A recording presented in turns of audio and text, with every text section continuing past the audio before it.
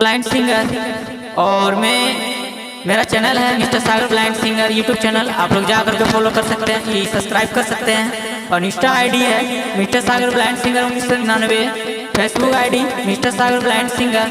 आप लोग जाकर के लाइक कीजिए, शेयर कीजिए, फॉलो कीजिए। हमारे इंस्टा आईडी को लाइक कीजिए, शेयर कीजिए, फॉलो कीजिए।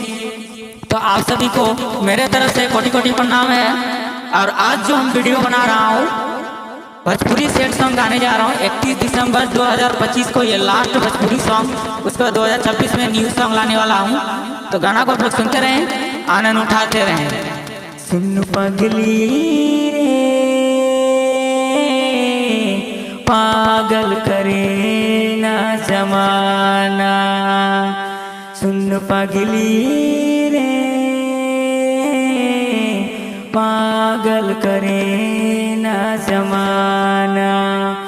गुट गुट शराब पी कैसे जिया के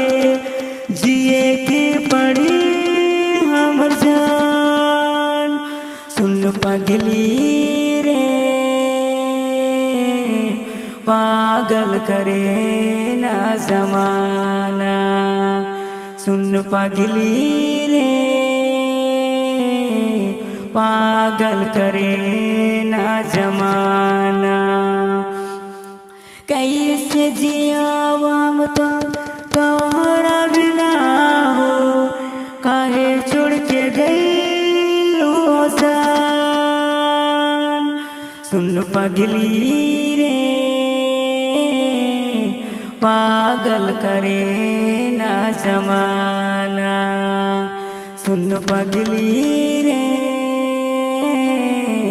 पागल करे ना जमाना। कैसे जियात रहो तोरा के याद में, घुट घुट जियात रहो, सुन पगली रे पागल करे ना जमाना, सुन पगली रे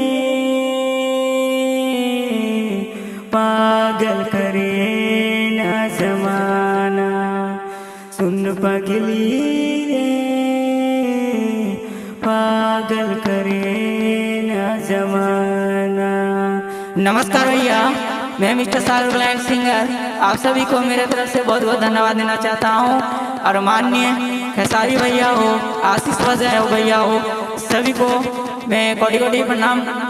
और आप सभी को यही रिक्वेस्ट करना चाहता हूँ कि दृष्टिवादी